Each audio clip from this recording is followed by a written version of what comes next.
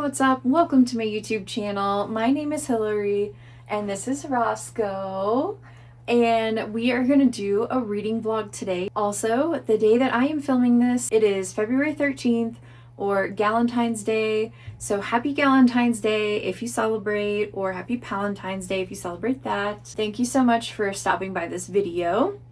We're going to talk about Daggermouth by H.M. Wolfe. So back in October, I went to Romantasy BookCon in Orlando, and I had the opportunity to meet H.M. Wolfe there. I had actually read Book of Sin, which is one of her first books, in preparation for Romantasy BookCon because, I was trying to read books by not just authors who were going to be there, but by some of the smaller indie authors who were going to be there. And I really enjoyed Book of Sin. Daggermouth at that time was on pre-order and it sounded amazing. So I walked up to her table and, let her know that I had read Book of Sin and that I had pre-ordered Daggermouth.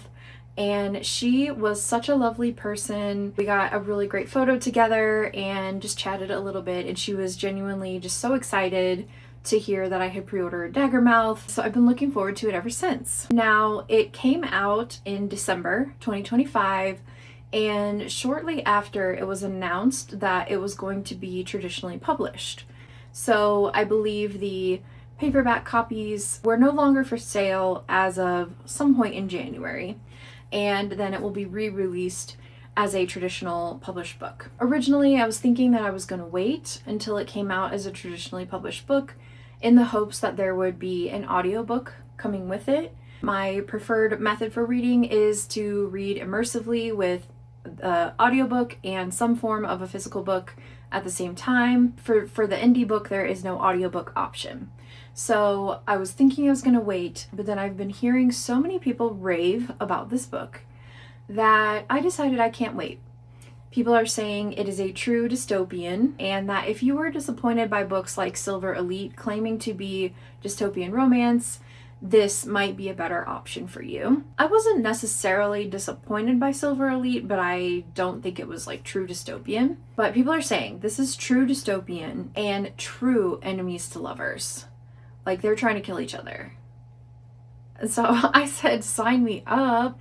No, but for real, I've just been seeing so many people post about how addicting this book is. Like, it's a really fun read. They go through it really fast.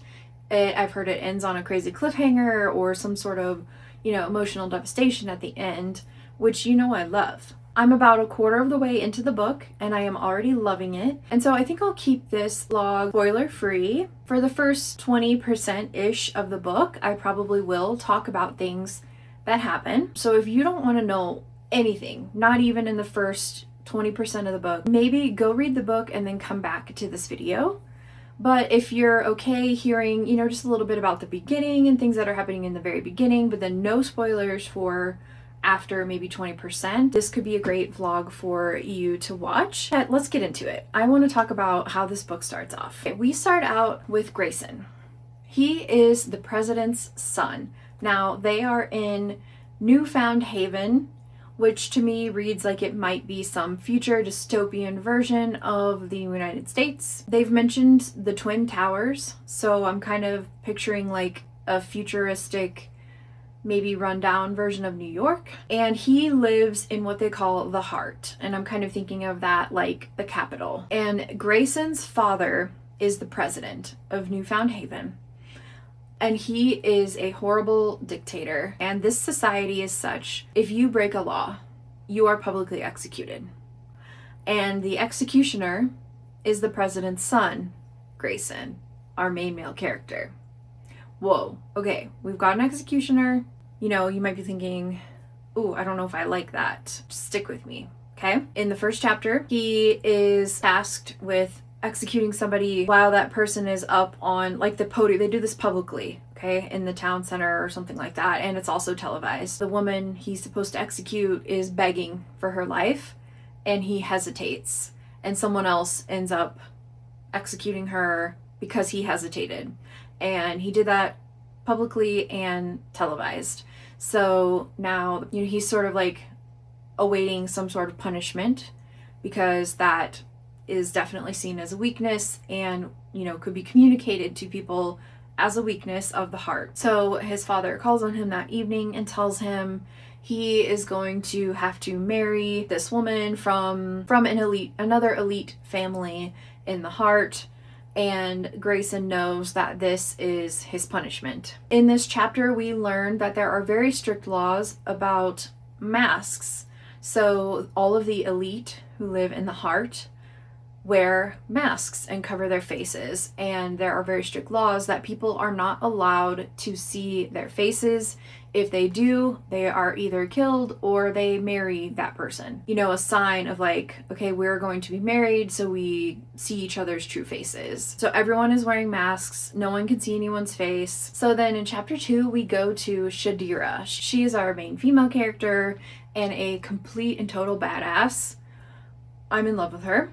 She is a mercenary and she lives outside the boundary. So we've got the heart, that's sort of the capital, and then we've got a boundary, and beyond that sort of rings of areas where people live, and people in those areas are very poor, not educated, and very oppressed. So Shadira lives in the boundary and is a mercenary, and so she part of a well-known mercenary group called the Daggermouths. She goes to her local pub to talk to her sort of boss guy and get her next assignment, only to find out that her next assigned target is Grayson. Yeah. One of my favorite scenes with Shadira, when she was getting her next assignment, one of the other Daggermouths in the room, you know, a man, was joking around saying, oh, you need me to take care of that for you? I'll do it and I'll split the bounty with you. I don't remember exactly how it was described, but I was just picturing her. She had like a knife, a dagger attached to her arm, and she just sort of like casually got it and flung it and like got the guy right in the shoulder and was like, yeah, I don't need your help. It was fantastic. Also, when she first got her orders to have Grayson as her target, she found out the bounty is enough to feed everyone in the boundary. So this is like, you know, even if it wasn't personal for her, she would be doing this for the good of everyone in the boundary. Once she finds out that he's her target, honestly, she is excited. There's some kind of beef between her family and him. We don't know all the details yet, but this is personal for her. And so we see her preparing to sneak into the heart. She, you know, has mapped out the security guard's schedule and all the places that she could get in through, like elevator shafts and things like that. And so she's got this plan. Well, the night that she is planning to leave, we meet Jameson, who is very obviously in love with her, but she is very closed off and sort of doesn't allow herself to have feelings for any person. And so we kind of get to know their dynamic, because he finds out that she's leaving and he's very upset and scared that he might never see her again. And so through their scene together, we learn actually a lot about Shadira and a little bit about Jameson. That night she does end up leaving, and she's sneaking into the heart, and everything's going pretty much according to plan. She has a very harrowing scene in the elevator shaft where apparently these elevators like shoot right up, and she almost got hit by one, but she was able to kind of sneak off to the side and miss getting hit, but was very close, and it actually took one of her guns from her leg. It was strapped to her thigh, but she made it okay. She gets to like a parking garage is kind of how I was reading the scene. Thinks that no one should be there, but then she hears someone, and so she's like ducking behind a car and hiding, smells chemicals, and so assumes that the person who is in the room is maybe a janitor or something, and she's kind of like, oh, you know, I'm not gonna like kill a janitor just for being in the wrong place at the wrong time. So she exits the garage, and then we get a shift in perspective, and it turns out that Grayson is the one who's in the garage because he is under a car strapping medical supplies to a vehicle that is going to take them to the boundary. So it turns out Grayson isn't all bad. He is actually trying to help the boundary by giving them medical supplies. And so that leads us to question, okay, how loyal is he actually to his father? And what is he actually trying to do to help the people in the boundary? You know, how far does his help go? So she gets into the building, and Grayson's vow ceremony is supposed to happen in the evening. And so he shows up early. She is hiding in the air duct and does something and ends up making a noise. And so he hears it, and she immediately realizes, okay, he knows someone's in here. And so she drops down from the air duct and tries to kill him. Her boss specifically told her, don't underestimate him. But she did. And he's a good fighter too, it turns out. So they have a full-on fight with weapons and everything. And she does end up shooting him in the rib area. Right after that happens, he removes his mask, and she sort of freezes because they are not supposed to show their faces. And she's not supposed to see their faces. And so she kind of freezes, and, you know, I think he gets like a good punch or something in before people come into the room, and she is caught. They take Grayson to a hospital, and they take her to a prison. At this point, I was very shocked that they did not immediately kill her dead on sight for trying to assassinate Grayson. But, you know, I could see many reasons why, for like politics reasons or blackmail or things like that. You know, maybe torturing her for information about the Daggermouths. They've been wanting to catch the Daggermouths for a long time. So maybe those are some of the reasons why they don't kill her immediately and instead put her in prison. But I will say that did really surprise me. But he is taken to a hospital, and no one's really sure if it was a fatal wound or not. So I'm going to leave it there and keep reading. You know, I will check back with you after I've read a little bit more, and, you know, hopefully, yes? I will check back after reading a little bit more, and hopefully will still be loving it when I check back with you next time.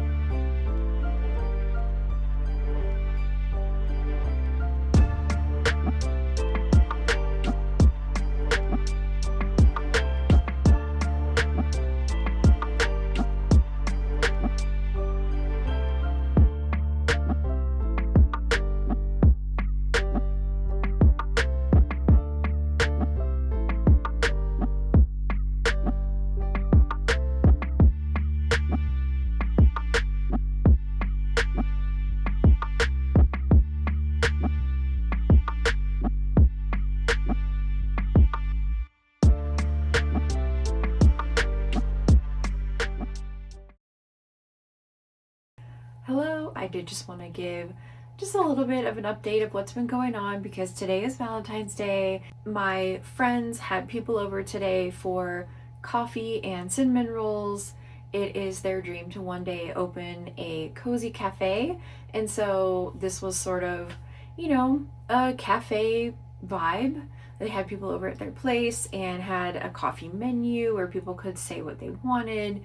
They had custom flavored syrups, and then there was gluten-free cinnamon rolls and muffins, and everything was amazing. I would say about 20 people or close to 20 people came over, and it was just such a welcoming and inclusive environment, and everyone had a great time. The cinnamon rolls were the best cinnamon rolls I've ever had, and the coffee that I had was very delicious. I had a salted maple iced latte. It was fabulous. So that was a great start to the day. And then I got to read a little bit. I got to about 40% into Daggermouth, and I'm still loving it. And I've already recommended it to multiple people, including the 15 or so ladies that I went to IHOP with last night for Galentine's Day, and a few people today at the coffee Valentine's Day. I am loving how much we are getting to know each of the characters, and it's not just our main two characters. We are getting to know Grayson's father slightly, we were getting to know his sister a little bit, and definitely his best friend. And then we are getting to know Shadira and Jameson. They were involved in some way before she left. In my last update, I had just gotten to the point where Shadira got into the heart and attempted to execute Grayson. Now, before she shot Grayson, Grayson willingly took off his mask, and so she saw his face. She sort of froze when this happened, and she did end up shooting him. It was not a fatal shot. He was taken to a hospital where they did save him, and she was captured and taken down to the prison. And in my last update, I was kind of saying I was surprised that upon the guards coming in and seeing her having just attempted to assassinate him, why they didn't just kill her on the spot and instead kept her alive and took her to the prison. I still kind of feel like that would have been more realistic, but I have since learned a little bit more that kind of helps me understand like the significance of him taking off his mask. So I think I mentioned briefly that there were like laws that you can't look upon the faces of the elite people. Well, I also have learned since then that if an elite takes off their mask, they should be put to death. And that it's a sacred act to show someone your face. And so it's typically only reserved for vow ceremonies or marriages. And so the fact that Shadira saw his face was also a very sacred thing.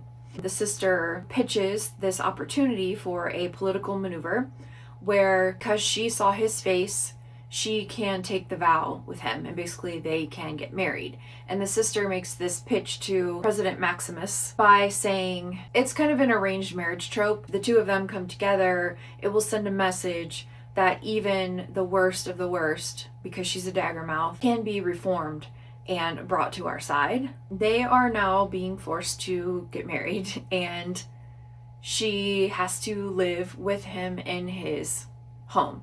Great plot device.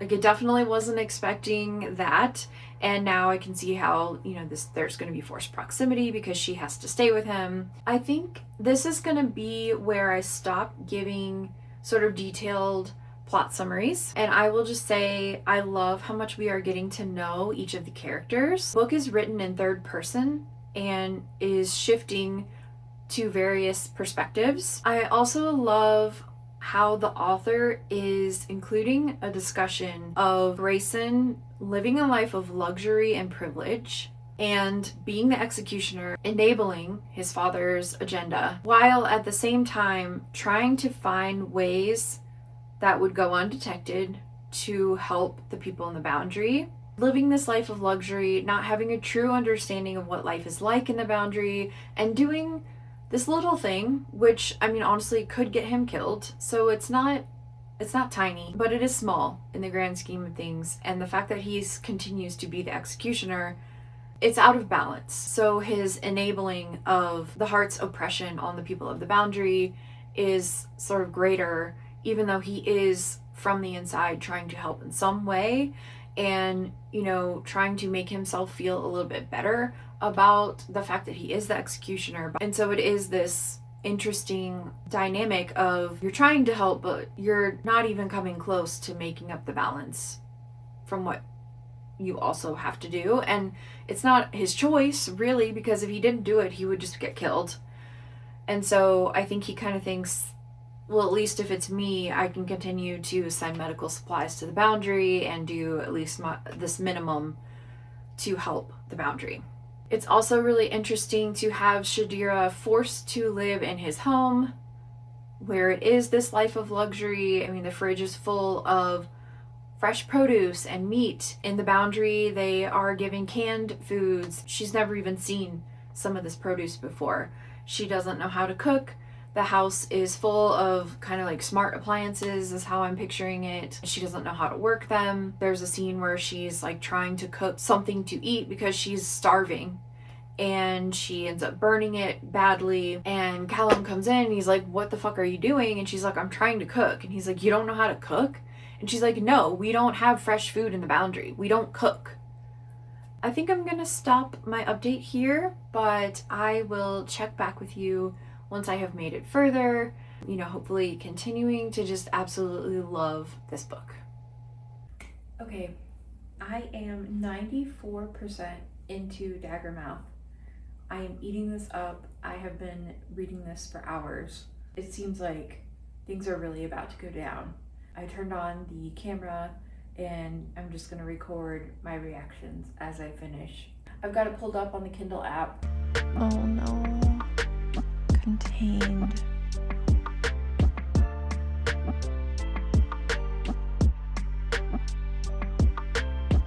Oh my god.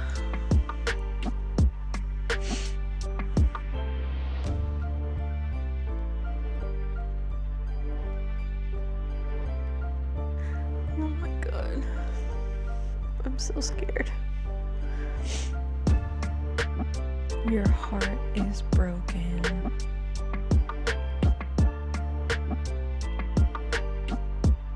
What has he done? Oh, there. No.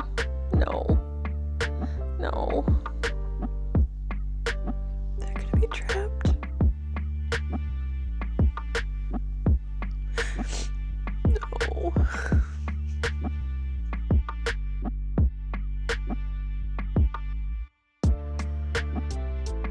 Oh my god. Of course he fucking knew.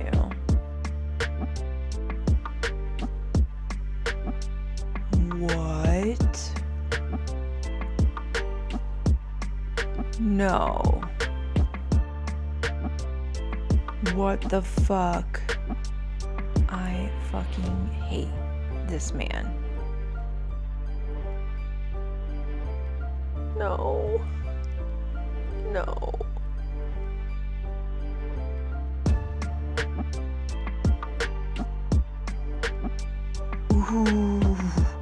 Ooh, I hate him. What? No.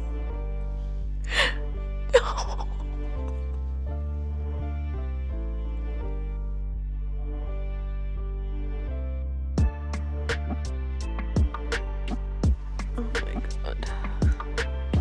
99%.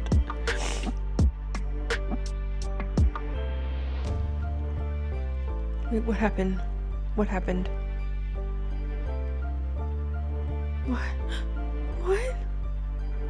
No.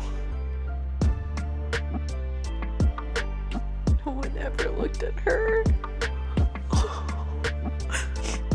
Oh my god. Neil.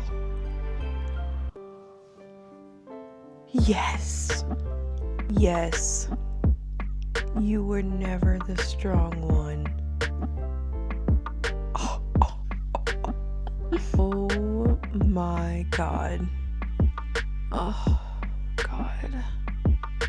Men like you.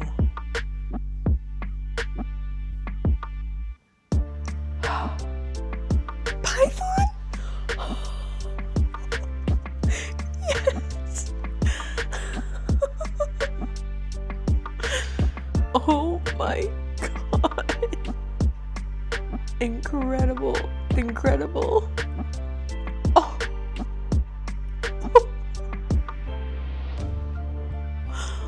Holy shit.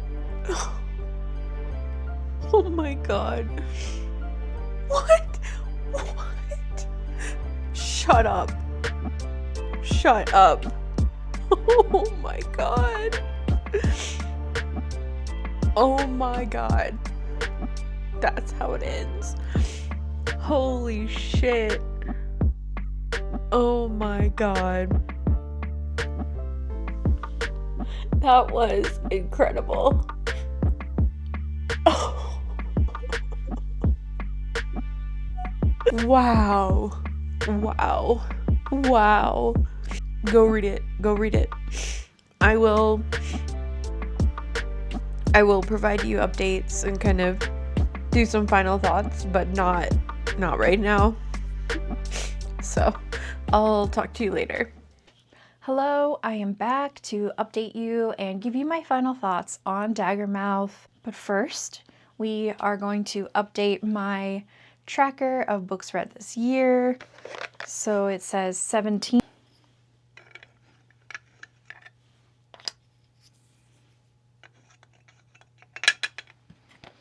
There we go. Awesome. Okay. So it has been a couple of days since I finished Daggermouth. I felt like I needed to take some time to process because, wow, as Larry Reeds likes to say, my flabbers were gasted. That was incredible. What a ride. I mean, the whole book was quite a ride, especially the second half, and particularly the last like 10%. Wow. Okay, so basically, I'm going to try to convince you to read this book. It is being re-released traditionally, so actually this morning, as of the day I'm filming this video, they announced some dates. So there is an audiobook coming in July, and there is a hardcover release happening in September, and the ebook will continue to be available on Kindle Unlimited. It is right now, and it will continue to be throughout all of this. If you're cool just reading an ebook, you can read this now. If you need an audiobook, you'll wait for July, and if you prefer an actual physical copy, that will be re-releasing in September. Please read this book, please. Online, when you look this up, you'll see it is a dystopian romance that is true enemies to lovers. That's what I'm seeing everywhere. And that is true.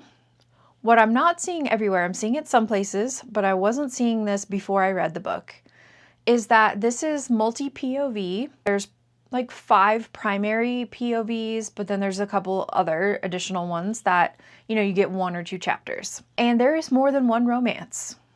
Yeah, so there's the enemies to lovers that everyone's talking about. There's also Second Chance Cinnamon Roll, which is my favorite. Okay, I love a cinnamon roll. For lack of a better term, kind of like a mafia boss, but he's a cinnamon roll to her. Yeah. Hasn't had sex with anyone in 5 years because he's waiting for her.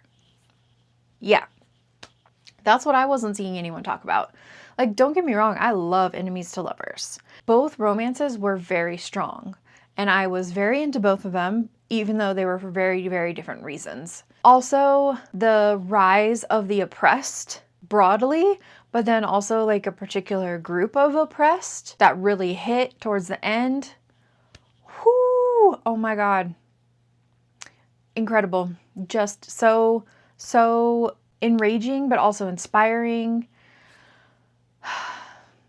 It was so good. It was so good. But yeah, the second half of this book, I flew through it. I think I talked earlier in this video about how I love to immersive read. I saw somebody the other day say, I like to read the same way I watch TV with subtitles. And that's perfect because you're getting a visual source and an audio source at the same time, right? That my brain processes content a lot better that way. So I do reading the same way. I like to have something I can read with my eyeballs and listen to with my ears at the same time. I can stay really focused and be totally immersed in the book that way. But since there's no audiobook, I was like, okay, I'm going to try it with only my eyes. Sometimes I do struggle with that. And in the beginning, I was finding myself getting very distracted, especially because the way that I read on the Kindle app is on my phone. And so there's just so many opportunities to be distracted on your phone. I did start turning Do Not Disturb on, and I was trying to put my headphones on with brown noise. That helped. But honestly, once we got to the 50% mark, I didn't need to do that. I was so invested and just flying through the second half. Like, I think it took me maybe 5 days to get to the halfway point, and then 1 or 2 days to finish from there. If that gives you any kind of insight. I thought this book had very clever and well written plotting, and the thing that really blew me away was all of the character development. Like I said earlier, we had 5 main POVs and even a few extra beyond that. Every single character felt very fleshed out and fully developed. I felt like they all had distinct personalities and character traits. The dynamic of how they all worked together at certain points was very well thought out. It felt very realistic. Like, this is actually how 2 people with these personality traits might work together or clash. Like, that was all thought through and very well developed. There was a lot of showing and not telling, especially with the enemies to lovers. Like, I think part of why people say it's true enemies to lovers is because you understand beyond just a surface level why they hate each other, why they both think their world would be better without the other person in it. You really understand that. But you also start to see slowly and gradually them starting to understand each other and realize that they are both in a prison and doing the best they can with what they have.